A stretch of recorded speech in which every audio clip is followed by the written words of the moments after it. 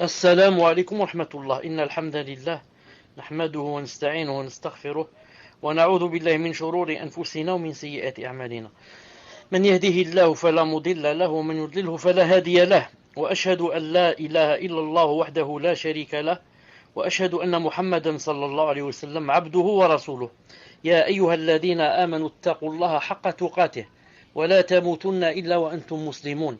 يا أيها الناس اتقوا ربكم الذي خلقكم من نفس واحدة وخلق منها زوجها وبث منهما رجالا كثيرا ونساء، واتقوا الله الذي تساءلون به والأرحام إن الله كان عليكم رقيبا. يا أيها الذين آمنوا اتقوا الله وقولوا قولا سديدا يصلح لكم أعمالكم ويغفر لكم ذنوبكم، ومن يطع الله ورسوله فقد فاز فوزا عظيما. ألا إن أصدق الكلام كلام الله، وخير الهدي هدي محمد صلى الله عليه وسلم، وشر الأمور محدثاتها، وكل محدثة بدعة، وكل بدعة ضلالة، وكل ضلالة في النار. أما بعد، حياكم الله جميعا. Donc nous sommes ce soir, Inch'Allah Ta'ala, mercredi 28 Jumad al-Akhira 1434 de l'Hégire, ce qui correspond au 8 mai 2013. Nous sommes, Inch'Allah Ta'ala, toujours avec notre livre Ainsi étaient nos pieux prédécesseurs, cours numéro 25. Aujourd'hui, Inch'Allah Ta'ala, on va parler sur l'examen, la surveillance et la correction de l'âme. Anas ibn Malik radiyallahu ta'ala anhu rapporte: je suis sorti un jour avec Omar ibn Khattab radiyallahu ta'ala anhu jusqu'à ce qu'il entre dans un jardin, et je l'ai entendu dire, c'est-à-dire il parlait tout seul, il disait: Omar ibn Khattab, cesse, par Allah tu vas craindre Allah, ô Omar ibn Khattab, ou bien Allah subhanahu wa ta'ala te châtira. Je répète, d'après Anas ibn Malik radiyallahu ta'ala anhu, il a dit: je suis sorti un jour avec Omar ibn Khattab jusqu'à ce qu'il entre dans un jardin. Alors j'ai entendu dire: Omar, cesse, Omar ibn Khattab, cesse, arrête, par Allah tu vas craindre Allah, ô Omar, ou bien Allah te châtira. Donc comme ça qu'étaient les salaf radiyallahu ta'ala anhum, tellement qu'ils avaient peur d'Allah subhanahu wa ta'ala, qu'ils se parlaient même à eux-mêmes. Ils se parlaient à eux-mêmes. Ils se disaient X, en se parlant à lui-même, il se dit X, crains Allah subhanahu wa ta'ala, crains Allah, tu vas mourir. X, X, arrête de faire les péchés. Et comme ça, bi'idnillahi ta'ala. Ibn Abi Malika, rahimahullah, rapporte. Il a dit: j'ai rencontré 30 compagnons du prophète sallallahu alayhi wa sallam, et tous craignaient l'hypocrisie pour eux-mêmes. Allahu Akbar. Ibn Abi Malika, rahimahullah, rapporte. Il a dit: j'ai rencontré 30 compagnons du prophète sallallahu alayhi wa sallam, et tous les 30 craignaient l'hypocrisie pour eux-mêmes. Donc, alhamdoulilah, c'est une ni'ma. Quand une personne craint l'hypocrisie pour elle-même, qu'elle craint la colère d'Allah, qu'elle craint l'enfer, qu'elle craint le courroux d'Allah, et comme ça, tout ça, ce sont des signes, que quoi? Que la personne est soucieuse de son din, que la personne a peur, naam. Contrairement, comme on va voir tout à l'heure, contrairement à celui qui s'en fout. Celui qui s'en fout, naam, et il dit, tout le monde fait comme ça, Allah ghalib, c'est difficile, les temps ont changé, et alhamdoulilah, au moins je fais la salat, etc. Tout cela, bien sûr, naam, ce sont des gens qui ne craignent pas Allah subhanahu wa ta'ala. Vous voyez que les compagnons eux-mêmes craignaient qu'ils étaient hypocrites, subhanallah al-azim. Tellement la foi grandit dans le cœur, et elle est forte, et elle est bien ancrée, tellement tu as peur. Comme je l'ai dit une fois, plusieurs fois. Et tellement, naam, et si tu sens que tu n'as jamais peur, et que tu dis, alhamdoulilah, tout va bien, je vais bien, je serai parmi les premiers dans le paradis, ça veut dire que ta foi est faible. Naam, ta foi est faible, et c'est le shaitan qui te fait parler comme ça, a'udhu billah. Al-Hassan al-Basri, rahimahullah, a dit: je n'ai jamais regardé, parlé, saisi, et je me suis jamais levé sans me demander si cela était dans l'obéissance ou bien la désobéissance d'Allah. Il a dit: si c'était dans l'obéissance, je poursuivais, et si c'était dans la désobéissance, je repoussais cela.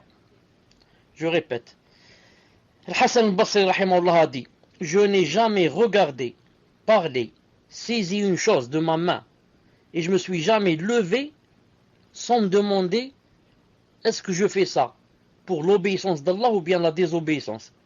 Si c'était dans l'obéissance, je poursuivais ce que je venais de commencer. Si c'était dans la désobéissance, je repoussais cela. Naam. Comme ça, qu'étaient les salaf, naam, rahimahumullah et radiyallahu ta'ala anhum, ils ne font jamais une chose, naam, sans se demander d'abord est-ce que cette chose c'est une obéissance ou bien c'est une désobéissance. Naam. C'est pas comme maintenant, quand vous avez remarqué, vous êtes des fois avec nous la plupart du temps dans les questions-réponses, vous avez remarqué, des fois, naam, des gens ou des frères ou bien des sœurs font yani, la chose, ensuite, yani, bien après le mariage, bien après ceci, viennent demander est-ce que mon mariage est halal ou est-ce qu'il est haram. Naam, subhanallah l'azim. Mais avant de faire le mariage, avant de passer au contrat, tu as demandé, tu as cherché à savoir. Bon, il y a des gens qui ne savaient pas, qui étaient dans l'ignorance, dans les passions, etc. Ceux-là sont pas des gens qui savent, naam, mais ils ne demandent pas. Et quand la faute arrive, ils commencent à demander. Enfin, je dis, alhamdoulilah, que même après la faute, ils demandent. Car il y en a qui, même après la faute, ne demandent pas. Ils disent, moi, je m'en fous. Je dis quand même, alhamdoulilah. Mais le vrai musulman, avant de faire une chose, il se demande, est-ce que cette chose, c'est pour Allah, et est-ce que Allah aime cette chose, ou bien c'est dans la désobéissance. Si c'est le cas contraire, il s'en éloigne, bi'idhnillahi ta'ala. Il y a un athar qui est authentique, je ne l'ai pas ici devant moi, de l'imam Ahmed, rahimahullah.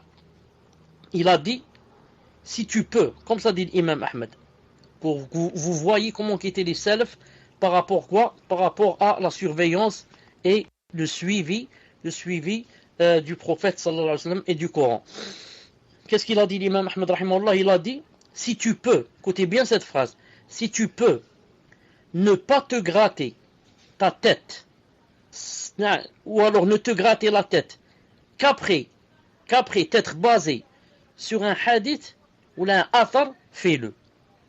Le fait de gratter la tête, quand tout le monde se gratte la tête, il a dit quand tu veux gratter la tête, si tu pouvais te baser sur un athar, un verset, un hadith, pour te gratter, c'est mieux. C'est-à-dire quand on se gratte, c'est permis. Mais eux, les salafs, tellement ils suivaient Kitab ou Sunnah et salaf, ils voulaient que toute chose, même si c'était quelque chose qui rentre dans l'habitude, ils voulaient la faire se basant sur des athars. C'est-à-dire, même en se grattant la tête, on n'a pas besoin d'un dalil. Mais lui, il voudrait, s'il y avait que les salafs avant moi se gratter la tête et il y a quelque chose qui nous vient des salafs, je voudrais, c'est mieux plutôt que je me gratte moi-même. Subhanallah al-azim. Comment qu'il était rahimahumullah et radiyallahu ta'ala anhum ajma'in. On continue. Maymoun ibn Siyah, rahimahullah, il a dit que celui qui veut connaître son lendemain regarde ce qu'il a accompli en ce bas monde, car c'est à ce rang qu'il sera. Maymoun ibn Siyah, rahimahullah, a dit que celui qui veut connaître son rang demain, tu veux connaître demain dans quel rang tu seras. Le paradis, c'est des rangs, vous connaissez le hadith. Tu veux savoir dans quel rang tu seras. Combien tu seras proche d'Allah Ta'ala ou loin. Alors regarde ce que tu as accompli en ce bas monde. C'est à ce rang, c'est d'après ce que tu faisais ici, que tu seras, Yom al-Qiyamah, tu seras parmi ceux qu'on rapproche ou ceux qu'on éloigne. Allah subhanahu wa ta'ala, a interdit quoi? A interdit l'injustice, même sur lui-même. Donc toute personne qui ici dans ce bas monde, faisait des efforts pour se rapprocher de Allah subhanahu wa ta'ala, il la rapprochera Yom al-Qiyamah. Et toute personne qui ici était insoucieuse, Allahu alam dans quel rang elle sera Yom al-Qiyamah. Ibrahim Taymi rahimahullah a dit, je n'ai jamais rapporté mes actes à mes paroles sans penser être menteur. Allahu Akbar. Je n'ai jamais rapporté mes actes à mes paroles. Je n'ai jamais comparé entre mes actes et mes paroles sans penser que j'étais menteur. Comme j'ai dit tout à l'heure, remarquez ce qu'il a dit, sans penser que j'étais un menteur. Plus haut ils ont dit, On était des hypocrites. Donc il n'a pas dit ici, sans penser que j'étais le pieux, ou bien celui qui serait avec le prophète islam, ou bien non. Toujours c'est le contraire. Toujours il pense que on est des menteurs, on est des hypocrites, on est des gens qui font les grands péchés comme ça. Si tu penses comme ça, ça veut dire que c'est masha'Allah. Si tu penses le contraire, que tu es masha'Allah et que ceci, cela, sache que c'est le shaitan qui a joué de toi. C'est le shaitan qui a joué de toi. Le vrai croyant, celui qui craint Allah subhanahu wa ta'ala, c'est celui qui toujours a peur, yani que tout ce qu'il fait, et peut-être qu'il n'est pas accepté. Car peut-être il n'est pas sincère avec Allah. Car peut-être il manquait telle et telle chose dans ses adorations. Car ceci, car cela. Naam. Si tu fais comme ça, tu deviens soucieux. Tu deviens soucieux pour ton din. Mais si tu te laisses aller et tu dis que tout va bien, alors le shaitan, naam, va avoir le dessus sur toi. A'udhu billah. On continue, Inch'Allah ta'ala. Al-Marudi, rahimahullah, rapporte, il a dit, j'ai demandé à Ahmed ibn Hanbal, comment vas-tu ce matin?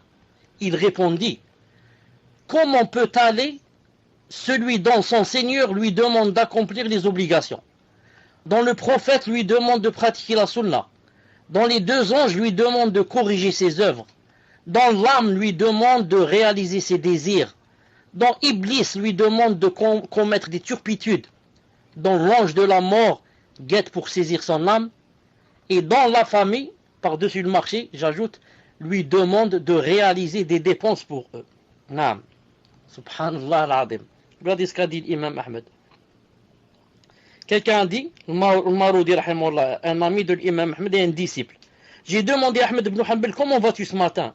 Il répondit, comment peut aller celui dont son Seigneur lui demande d'accomplir les obligations, celui dont le prophète lui demande de pratiquer la sunna, celui dont les deux anges lui demandent de corriger ses œuvres, celui dont l'âme lui demande d'assouvir ses désirs et ses passions, et celui dont Iblis lui demande de commettre des turpitudes, et celui dont l'ange de la mort guette pour saisir son âme, et par-dessus le marché, et celui dont la famille, même la famille ne laisse pas tranquille, lui demande de réaliser des dépenses pour eux.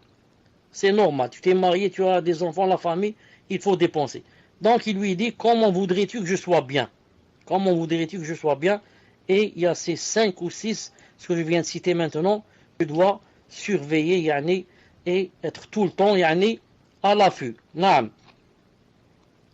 Ce n'est pas comme, yani, la personne qui s'oublie. La personne qui s'oublie, et si elle s'oublie, ce qui vient d'être cité ici, elle fait n'importe quoi. Mais si elle se dit, naam, Allah subhanahu wa ta'ala est en train de me voir toujours, naam, et me demande, est-ce que j'applique ou j'applique pas? Naam. Le prophète, naam, Allah ta'ala m'a demandé de pratiquer sa sunna aussi. Naam. Donc, c'est une obligation aussi. Les anges qui sont à ma droite et à ma gauche, une petite faute et ils écrivent. Naam. Et l'ange de la mort qui guette aussi, il attend seulement le moment pour prendre l'âme. Non, mais il a dit l'âme qui demande quoi?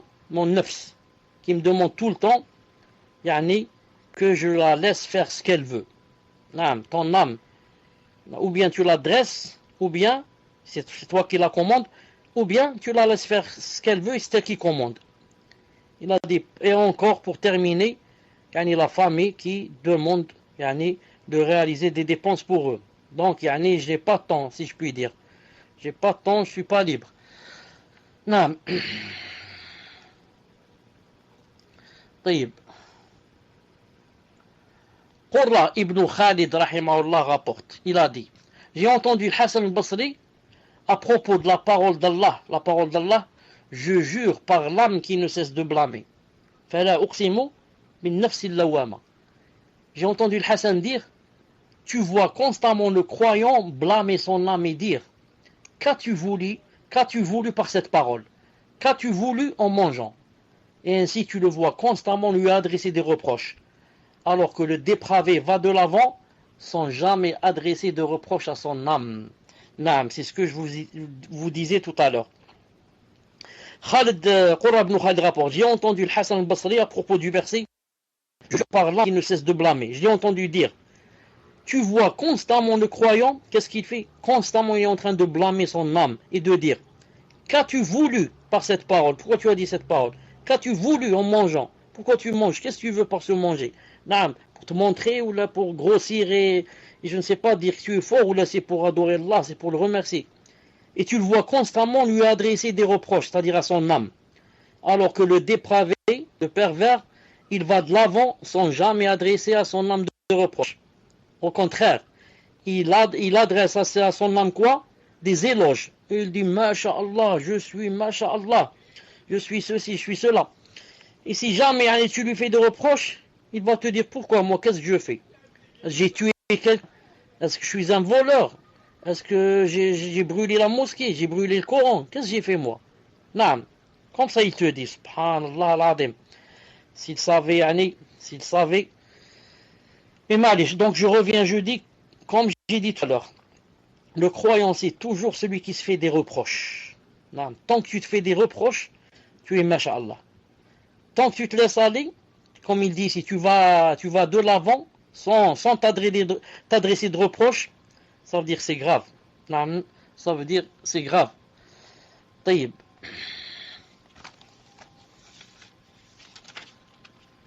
Lorsque Bakr ibn Abdullah al-Muzani voyait un vieil homme, il disait, il est meilleur que moi. Il a adoré Allah avant moi. Et lorsqu'il voyait un jeune, il disait, il est meilleur que moi. J'ai commis plus de péchés que lui. Lorsque Bakr al-Muzani, rahimahullah, voyait un vieil homme, qu'est-ce qu'il disait? Il est meilleur que moi. Pourquoi? Il a adoré Allah avant moi. Et lorsqu'il voyait un jeune homme, il disait, il est meilleur que moi. Pourquoi? J'ai commis plus de péchés que lui. Non, je répète.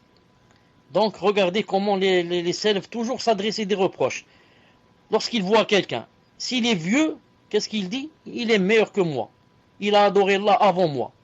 Celui-là, ça fait, mashallah, il a 50 ou il a 60 ans. Combien il a adoré Allah subhanahu wa ta'ala? Des années, donc il est mieux que moi. S'il voit un jeune, qu'est-ce qu'il dit? Il est meilleur que moi aussi. Pourquoi? J'ai commis plus de péchés que lui. Je suis plus vieux que lui, donc j'ai commis plus de péchés que lui. Quant à lui, il est jeune. Il n'a pas mis autant de péchés que moi. Subhanallah al-Azim. Al-Muhim, toujours des reproches. Toujours des reproches. Qu'il voit un jeune, qu'il voit un vieux.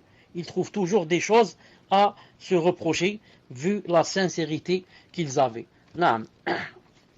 Sufyan ibn Uyayna, rahimahullah, rapporte, il a dit, un pieux prédécesseur disait, lorsqu'il rencontrait un de ses frères, il disait, crains Allah, et si tu ne peux,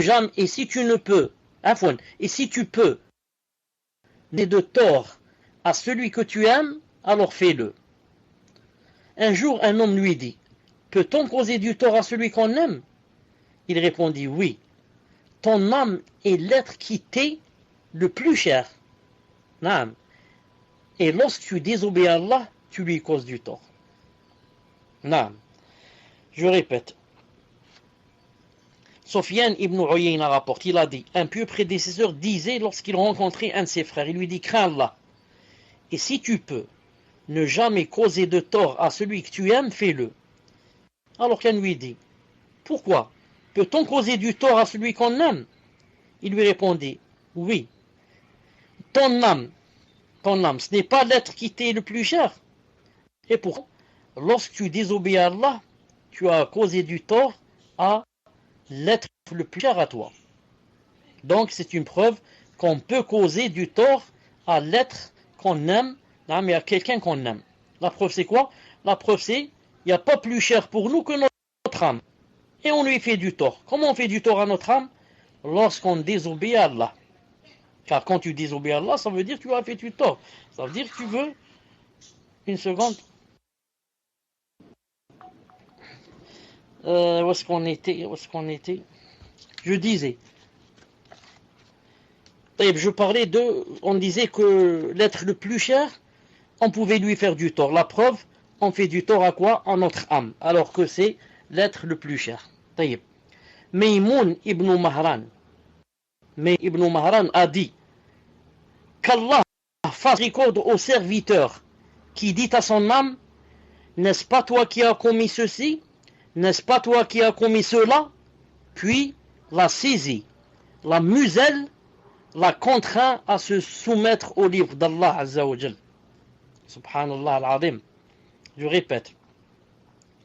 Maïmoun ibn Mahran rahimahullah a dit, puisse Allah Ta'ala faire misère au serviteur qui dit à son âme, n'est-ce pas toi qui as commis ceci, n'est-ce pas toi qui as commis cela, puis la saisit, muselle et la contraint à se soumettre au livre d'Allah subhanahu wa ta'ala.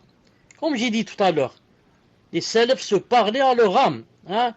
Il dit à son âme, n'est-ce pas toi qui m'a dit de manger telle chose qui est haram, n'est-ce pas toi qui m'as fait faire tel et tel péché, je vais te montrer aujourd'hui, je vais te montrer. Tu vas jeûner demain, bidnillah. Tu vas faire telle et telle action. Naam. Je vais te montrer moi, je vais te dresser. Naam. Il a dit, n'est-ce pas toi qui as commis ceci, n'est-ce pas toi qui as commis cela, puis il l'a saisi, la muselle. C'est celle. Naam. Il a contraint à se soumettre au livre d'Allah subhanahu wa ta'ala. Car vous savez, l'âme c'est, subhanallah al-azim, c'est comme une bête féroce, une bête qui n'est pas domptée et qui est avec toi. Maintenant, c'est à toi de voir. Ou bien tu la domptes et elle sera comme on dompte, comme les gens, il y a des dompteurs qui domptent par exemple un animal. Un lion, on peut le dompter, subhanallah, le lion. Il n'y a pas plus dangereux que le lion, plus vorace, on peut le dompter. Il vient au pied. La même chose l'âme. Tous on a une âme, et à toi de voir. Ou bien tu la domptes, et tu vas la commander. Ou bien laisse-la comme ça sauvage, laisse-la sauvage, et alors elle fera ce qu'elle veut de toi. C'est elle qui te commande, qui te mord. Elle te mord, et elle fait de toi ce qu'elle veut. Puisse Allah subhanahu wa ta'ala nous préserver. Masruq rahimahullah a dit, l'homme doit avoir des assises en lesquelles il s'isole, se remet ses péchés et son repos. Subhanallah al-Azim. Exactement comme on a dit tout à l'heure. Exactement comme on a dit tout à l'heure. Masruq a dit, rahimahullah, Masruq c'est un tabi'i, il a dit, l'homme doit avoir des assises avec lesquelles il s'isole. Ce n'est pas des assises avec les gens, non, avec lui-même. Il s'isole, commence à se remémorer ses péchés et son repos. Non. Il s'assoit de temps en temps avec lui-même, il ferme la porte et commence à se parler. Non. Pourquoi tu as fait ceci, pourquoi tu as dit ceci, pourquoi tu as fait cela, pourquoi tu as dit cela, comme ça. Une fois qu'il trouve qu'il a fait faute, il demande pardon à Allah subhanahu wa ta'ala. Et Masruq, c'est fait partie des tabi'in. Masruq, ça veut dire voler. Voler dans le sens participe passé, c'est-à-dire a été volé, comme ça, volé, a été volé. Pourquoi on l'appelle Masruq? Car cet homme-là, ce tabi'i, a été volé quand il était jeune, a été kidnappé quand il était enfant. Ensuite, on l'a retrouvé. De ce jour-là, on l'a appelé Masruq. Naam. Al-Fudayl ibn Ayyad, rahimahullah, a dit, Al-Fudayl ibn Ayyad, rahimahullah, a dit, pauvre de toi, tu es malfaisant et tu penses être noble, tu es stupide et tu penses être sensé, ton existence est courte et tes espérances immenses, Fudayl ibn Ayyad, rahimahullah, a dit, pauvre de toi comme tu es pauvre, tu es malfaisant, tu ne fais que du mal et tu penses être noble. Subhanallah. Tu penses être sensé. Ton existence est courte. Sache que ton existence est courte. Et tes espérances sont immenses. Naam. Ton existence est courte. Peut-être que dans 5 minutes tu vas mourir. Mais tes espérances, subhanallah, immenses. Je voudrais ceci, je voudrais cela, je souhaite ceci, je souhaite cela. Naam. Ça ne se termine pas. Innombrable. Alors que ton existence, peut-être que d'ici demain matin, tu ne vas pas te réveiller la nuit. Pour ça, alors que, les espérances sont innombrables, comme je disais. Ja'far ibn Burkan, rahimahullah, rapporte, il a dit, j'ai entendu Maïmoun ibn Mahran dire, l'homme ne sera pas pieux, ou l'homme ne sera parmi les pieux que lorsqu'il examinera son âme plus encore que son associé, et qu'il sache d'où provient sa nourriture, ses vêtements, sa boisson, de ce qui est licite ou bien illicite. Ja'far ibn Burkan rapporte, j'ai entendu Maymoun ibn Mahran dire, l'homme ne sera parmi les pieux que lorsqu'il examinera son âme plus encore que son associé, et qu'il sache d'où provient sa nourriture, ses vêtements, sa boisson. Est-ce que c'est du licite ou bien? Quand l'homme est comme ça, s'il atteint ce degré, il est devenu pieux. Première phase, c'est quoi? Il doit examiner son âme beaucoup plus qu'il examine son associé. Il est associé avec quelqu'un, qu'est-ce qu'il fait? Tout le temps, il lui téléphone. Ou alors il va le rencontrer. Donne-moi, je vérifie les fiches de paie. Donne-moi, je vérifie combien tu as dépensé. Donne-moi, je vérifie combien tu as acheté. Donne-moi, je vérifie qu'est-ce qu'il reste à la banque. Donne-moi, je vérifie ceci, cela. Naam. Il a dit la même chose, tu dois faire avec ton âme. Tu vérifies tout le temps. Est-ce qu'elle est en train de suivre les préceptes d'Allah ou bien suit les passions? Naam. Est-ce qu'elle va vers le chemin qu'Allah Ta'ala nous a tracé ou bien elle va sur le chemin du shaitan? Et comme ça. Deuxième phase, et il ne sera jamais pieux jusqu'à ce qu'il sache d'où provient sa nourriture. Il ne mange pas n'importe quoi. Et quand il a des doutes, il ne mange pas. Non, il ne mange pas. Il y a des gens qui... Non, ça leur dit rien. Ils rentrent chez le boucher, par exemple chez vous, et il dit, moi je m'en fous. Si c'est halal, halal. Si c'est pas halal, c'est lui qui va endosser. C'est pas vrai. C'est pas vrai. Toi, tu as un cerveau, tu as la raison, et tu réfléchis, et tu peux prendre des décisions. Le boucher ne t'a pas obligé à acheter de lui. Naam. Et si tu ne manges pas de viande, Wallah al-Azim que tu ne vas pas mourir. Si tu ne manges pas de viande, il y a le poisson par exemple. Et si tu manges ni poisson ni viande, Wallah al-Azim tu ne vas pas mourir. Si tu ne vas vivre qu'avec les frites et les lentilles et le riz, Wallah al-Azim que tu vivras parmi les plus heureux. Naam. Et rien ne va te manquer et jamais tu ne tomberas malade. Et que peut-être tu seras plus en bonne santé que celui qui mange la viande. Subhanallah al-Azim. Donc le musulman, il pense à quoi? À son au-delà. Son capital, c'est quoi? C'est son din. C'est pas son ventre. C'est pas son ventre. Donc il réfléchit bien ce qu'il a mangé, ses vêtements. Est-ce qu'ils sont halal ou ils sont haram? À part l'argent avec lequel il les a achetés. Mais en eux-mêmes, c'est un habit que Allah Ta'ala aime son prophète ou bien un habit interdit. Genre très court si c'est ou alors court si c'est pour la femme. Ou alors il montre les formes serrées ou alors transparent ou alors et comme ça aussi pour l'homme. La même chose pour la boisson. Il doit toujours voir est-ce que c'est licite ou c'est pas licite. On connaît ici le hadith du prophète sallallahu alayhi wa sallam que toute chair, naam, qui est venue du suht, du haram, doit passer par l'enfer pour être fondue. Elle doit fondre en enfer d'abord, naam, déjà pour pouvoir entrer au paradis s'il y a paradis. Mais d'abord l'enfer pour faire fondre la chair qu'on a mangée de haram. Et avec l'argent haram.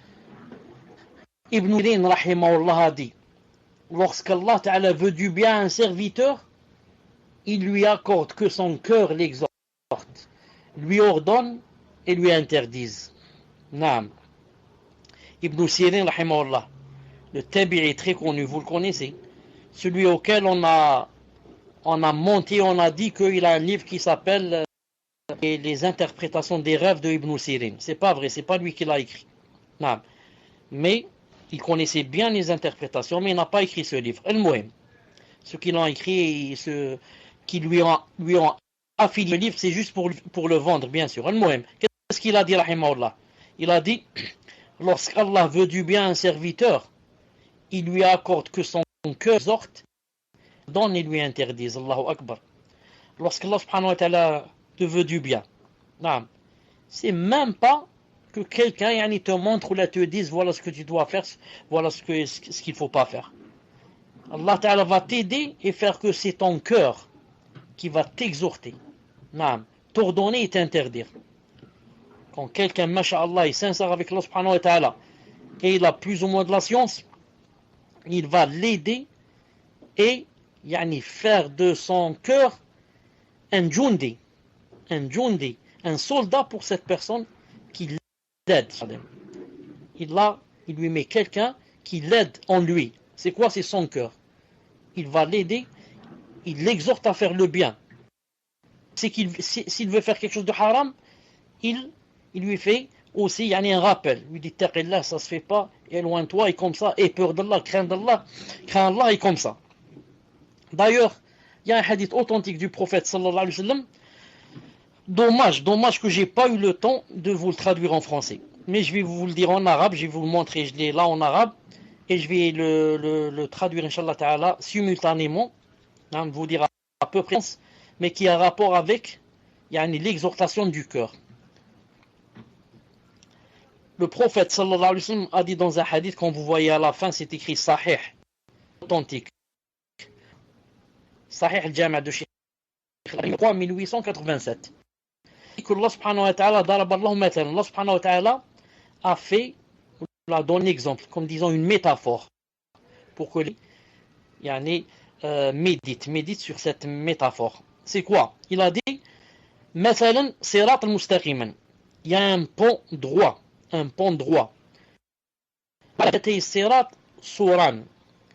Et à droite et à gauche du pont, quand on passe un pont, il y a toujours des choses à droite et à gauche sur lesquelles on tient pour passer. Le pont, il y a toujours à droite et à gauche des choses sur lesquelles on tient, comme deux rampes.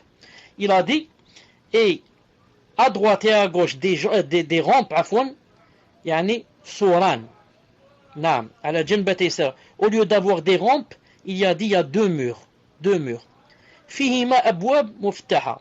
Dans les deux murs, à droite et à gauche, il y a des portes ouvertes.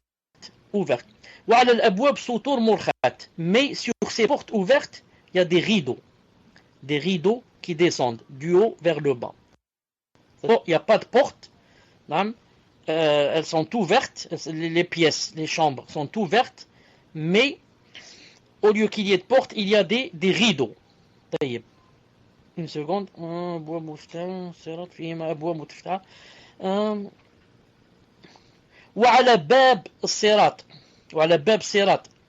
Et sur ce pont lui-même, sur ce pont, devant la porte, là où on rentre le sirat, on commence le pont, il y a quelqu'un qui fait des rappels. Da'i. Il dit quoi? Ya ayyuhan nas, ô vous les gens, udkhulu sirat jami'an. Montez tous sur le sirat, montez sur le pont. Ou alors rentrez sur le pont. فإذا أراد الإنسان يفتح شيئا من تلك الأبواب قال ويحك. Et maintenant, quand quelqu'un monte sur le pont, dès que quelqu'un veut ouvrir une de ces portes en poussant le rideau, il lui dit wayhak, attention, la taftahu, attention, n'ouvre pas la porte, n'ouvre pas en montant le rideau, n'ouvre pas. فإنك إن تفتحu تلج. Si jamais tu vas ouvrir, tu vas rentrer. Si jamais tu vas ouvrir, tu vas te trouver à l'intérieur. Donc éloigne-toi, n'ouvre pas. C'est mieux. Ensuite, le prophète a expliqué. Il a dit Sirat, le pont c'est l'islam. Le pont c'est l'islam.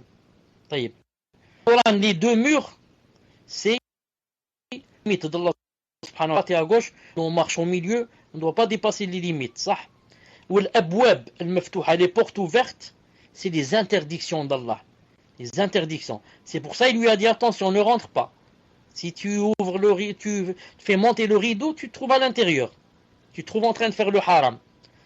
وذلك الداعي على رأس الصراط, et celui qui disait aux gens monter sur le sirat, etc. Il a dit c'est le Coran, Kitabullah, car c'est lui qui te guide. Il te dit il faut être musulman, il faut être un bon musulman, il faut ceci, il faut cela. Non. والداعي من فوق الصراط, et l'autre exhortateur qui était sur le sirat, pas à son début, mais sur le sirat, C'est quoi? Il a dit Wa'idullahi fi qalbi kulli muslim. Voilà témoin du corps. Il a dit l'autre, l'exhortateur, qui disait attention, n'ouvre pas, ne fais pas ceci.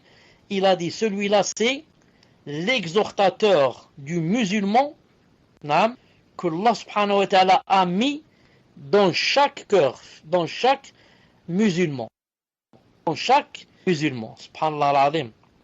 Dans chaque cœur de chaque musulman.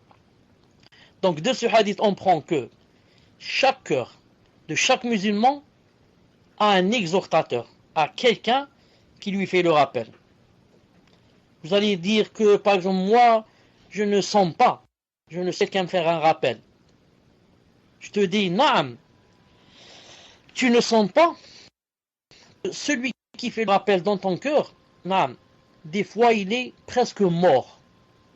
Naam. Pas intéressé par l'islam, etc. Naam.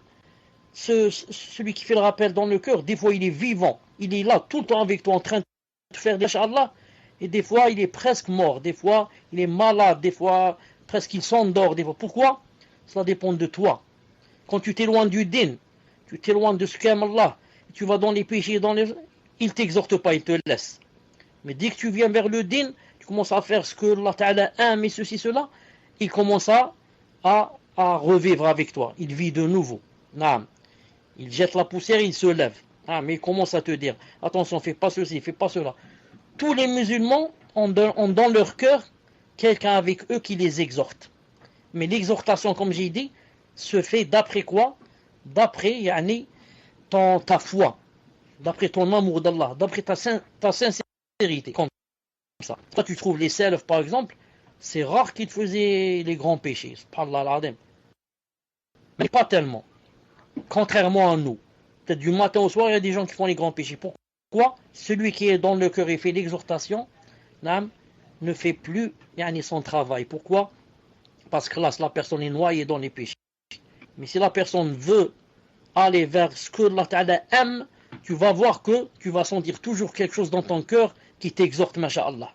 Tu vas sentir, c'est comme s'il y avait une personne avec toi, qui vit avec toi dans ton cœur, qui te parle. Te dit attention, tarillah, fais pas ceci. Où veux-tu aller? Tu veux l'enfer, tarillah. Et comme ça. Masha'Allah, naam. Taïb. Où est-ce qu'on était?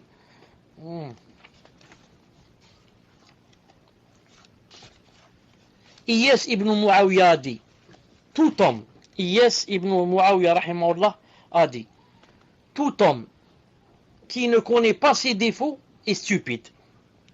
Iyas ibn Muawiyah rahimahullah a dit, tout homme qui ne connaît pas ses défauts est stupide. C'est vrai.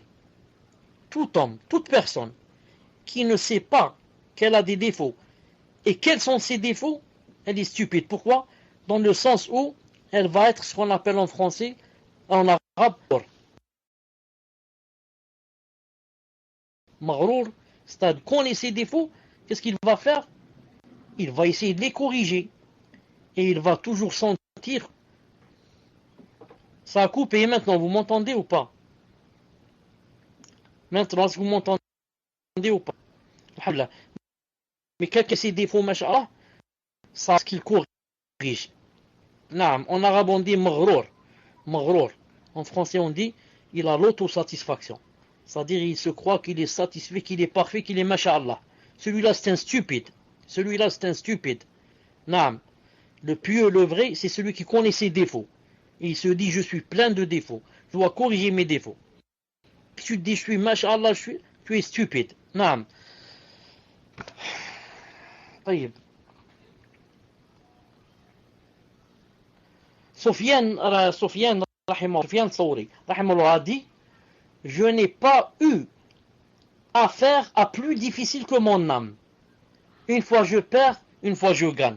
Subhanallah al-azim. Sofiane Thawri a dit, je n'ai pas eu affaire à plus difficile que mon âme. Il n'y a pas plus difficile que de combattre son âme et de la surveiller. Une fois je perds, une fois je gagne. C'est comme ça avec ton âme. Non. Tu es du matin au soir en train de la surveiller. Non. C'est toi qui gagne, qui a le dessus sur elle. Tu as obéi à Allah subhanahu wa ta'ala. c'est elle qui te gagne et tu fais le péché. Mais au moins la personne se surveille, au moins c'est surveillé. Au moins, comme il dit, il gagne de temps en temps. Mais le malheur, c'est quand la personne perd toujours, perd toujours. Hatim al-Asam, habitue-toi à chose. Habitue-toi à chose. Lorsque tu rappelle-toi qu'Allah te voit. Lorsque tu parles, rappelle-toi qu'Allah t'entend.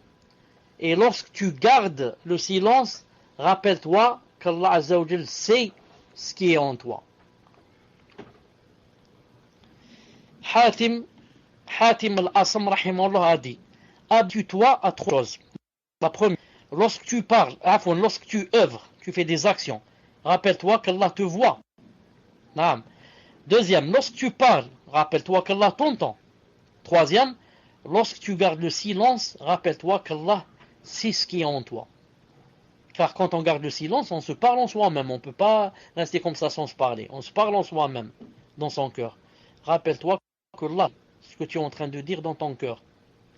Même, alhamdoulilah, s'il ne te donne pas des péchés, tant que tu ne l'as pas dit avec ta langue.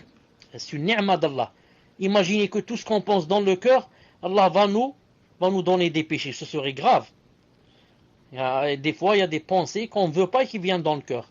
Mais alhamdoulilah, le hadith est authentique. Inna Allah tajawaza an ummati ma haddathat bihi anfusaha ma lam ta'u tatahaddath. Taïb. Donc il a dit quoi? Lorsque tu œuvres, tu fais des choses, rappelle qu'Allah subhanahu wa ta'ala est en train de te voir. Quand Allah subhanahu wa ta'ala est en train de te voir, si c'est une bonne chose, tu essaies de la parfaire.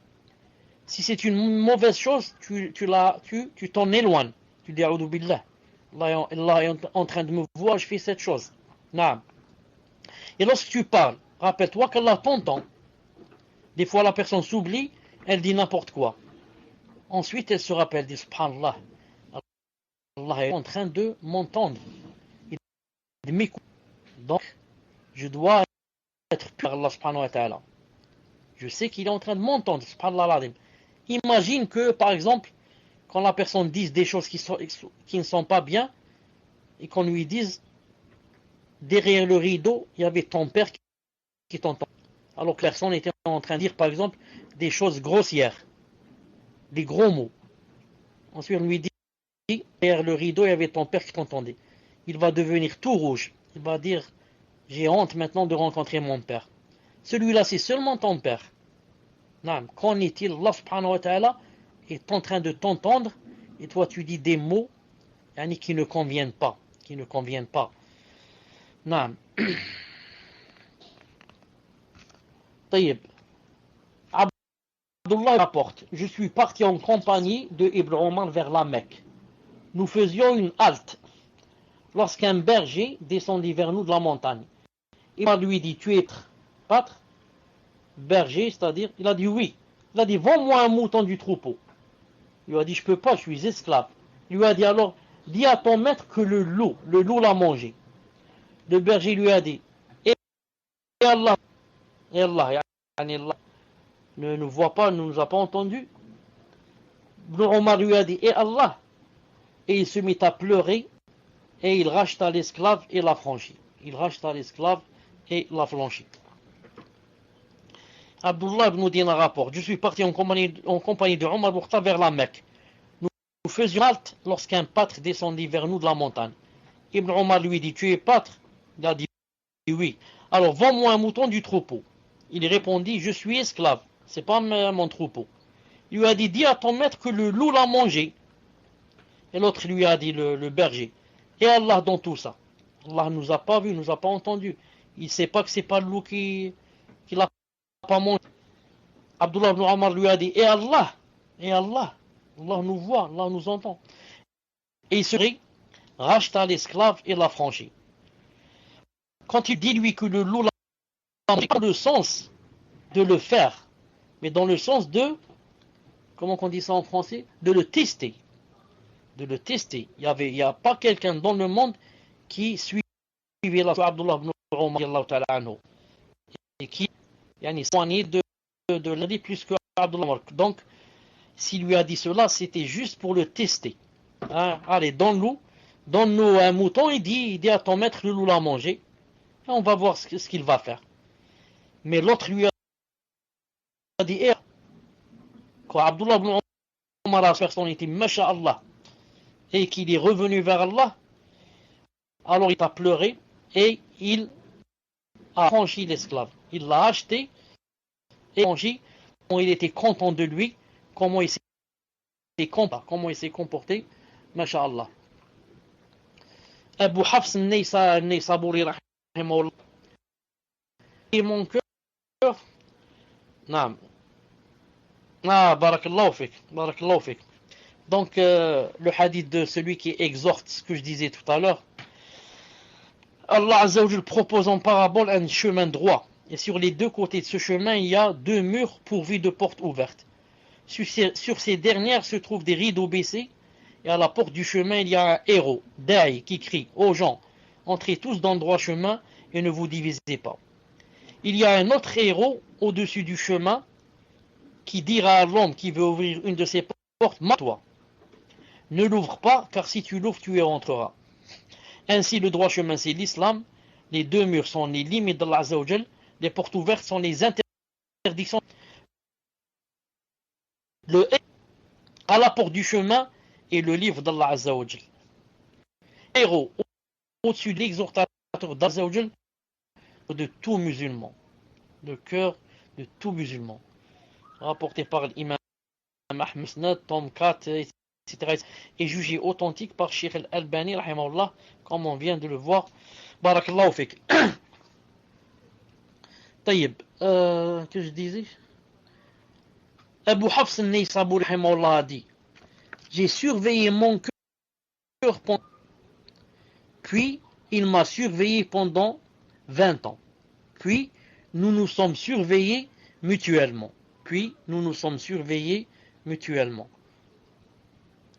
Non, c'est pas celui-là.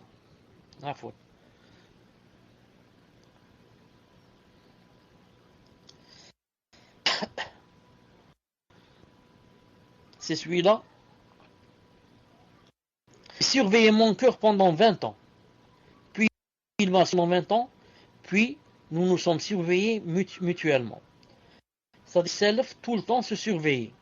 Tout le temps surveille son cœur, le surveille. Tout le temps, lui il surveille son cœur et son cœur le surveille.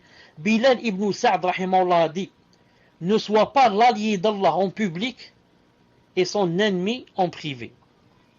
Bilal ibn Sa'd rahimahullah a dit, ne sois pas l'allié d'Allah en public et son ennemi en privé. Allahu Akbar. Allahu Akbar. Assalamu alaikum. Bismillah ar-Rahman ar-Rahim. Wa salatu wa salam ala ashraf al-mursalin.